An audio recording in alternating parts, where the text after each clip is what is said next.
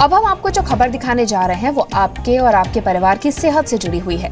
भारत एक मामले में आजकल अमेरिका और चीन को टक्कर दे रहा है। ये है मोटापा। देश के करीब 3 करोड़ लोग मोटापे यानी कि ज्यादा वजन की समस्या से जूझ रहे हैं। इनकी तादाद लगातार बढ़ती जा रही है। मोटापा कम करने के लिए एक तरफ जहां लोग जिम और डाइटिंग का सहारा ले रहे हैं, तो वहीं कई राज्यों की सरकारें अब फैट टैक्स के जरिए इसका समाधान खोजने में जुटी हैं।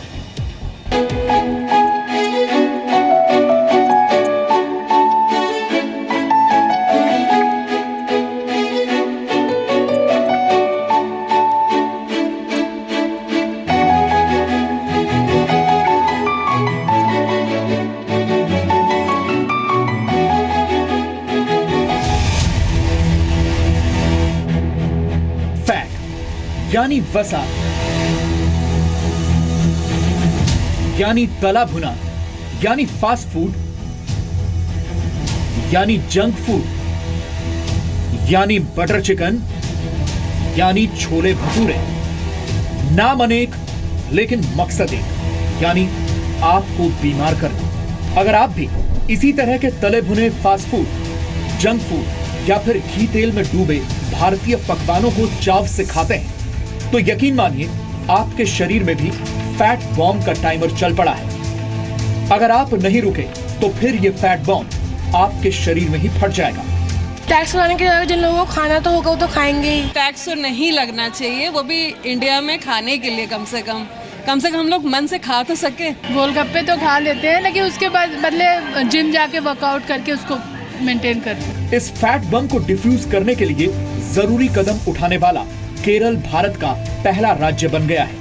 केरल की लेफ्ट फ्रंट सरकार ने ब्रांडेड रेस्टोरेंट्स में मिलने वाले बर्गर, पिज्जा और पास्ता जैसे फास्ट फूड पर 14.5% का फैट टैक्स लगा दिया है। यानी केरल में रहने वालों को KFC, मैकडॉनल्ड्स, डोमिनोज, पिज्जा हट और सबवे जैसे फूड चेन में खाना अब महंगा पड़ जाएगा। Changes that is happening in the food habits. All the traditional, more healthy foods are going out of fashion. And more fatty and fast foods are coming in popular. Now we want to discourage this trend, and therefore the type of foods which have very high calorie and fat content, we have given an extra tax. ये fat बम भारत के 3 करोड़ महिलाओं और पुरुषों के शरीर में fit हो चुका है। भारत में करीब 1 करोड़ पुरुष और 2 करोड़ महिलाएं मोटापे का शिकार हैं।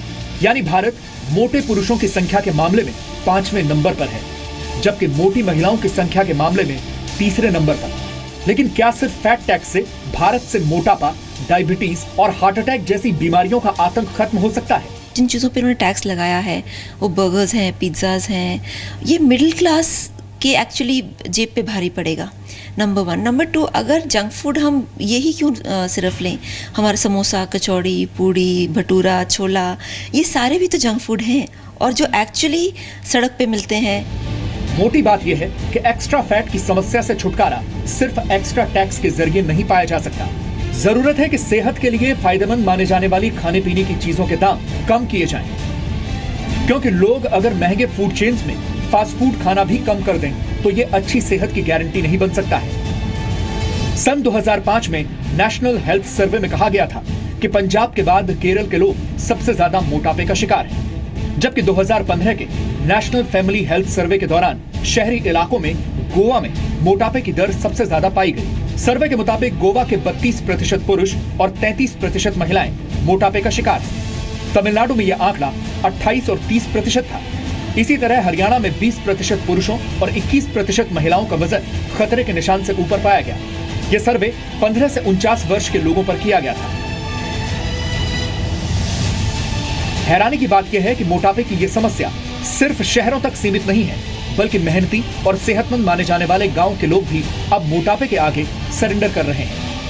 NFHS के सर्वे के मुताबिक 2015 में आंध्र प्रदेश के ग्रामीण इलाकों में रहने वाले 27% पुरुष और 27% महिलाएं जरूरत से ज्यादा मोटी थी, जबकि गोवा के ग्रामीण इलाकों में रहने वाले 28% पुरुष और महिलाएं मोटापे की समस्या से जूझ रहे हैं। प्रॉब्लम ये है कि प्रोसेस फूड के अलावा जो हमारे ट्रेडिशनल इंडियन फूड्स हैं, चाहे वो मिठाइयाँ हो या नमकीन हो, उसमें भी साल्ट या शुगर की मात्रा इतनी ज़्यादा होती है, उसको किस तरह से कवर किया जाए, ये एक ज़रूर है। ये पब्लिक अवेयरनेस और साथ में गवर्नमेंट इनिशिएटिव, ये दोनों चीज पहलू जब साथ होंगे तभी हम इस पे। लेकिन भारतीयों को मोटा बनाने के पीछे कोई विदेशी ताकत नहीं है, बल्कि ये देश के लोगों के खान पान और रहन सहन के बदलते तरीकों का नतीजा है। साथ ही भारत में सेहत बिगड़ना सस्ता सौदा है और सेहत बनाना महंगा शौक।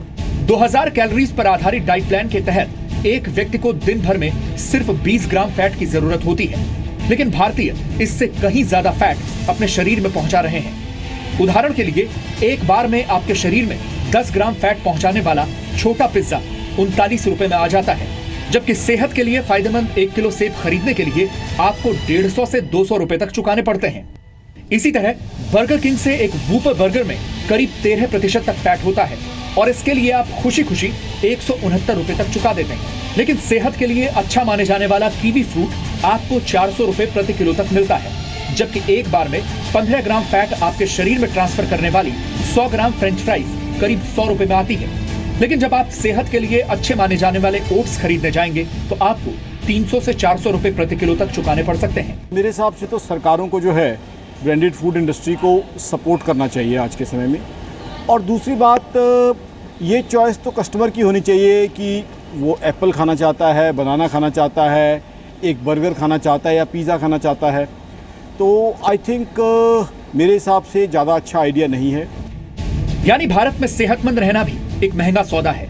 ऐसे में जब किसी व्यक्ति को भूख लगती है तो वो फूड आउटलेट्स या फिर सड़क किनारे मिलने वाला ऐसा फास्ट फूड और जंक फूड खा लेता है जिसमें फैट की मात्रा बहुत ज्यादा होती है। इतना ही नहीं, भारतीय घरों में बनने वाला खाना भी थोड़ा और घी डालो वाली आदत के चलते सेहत का दुश्मन बन जाता है।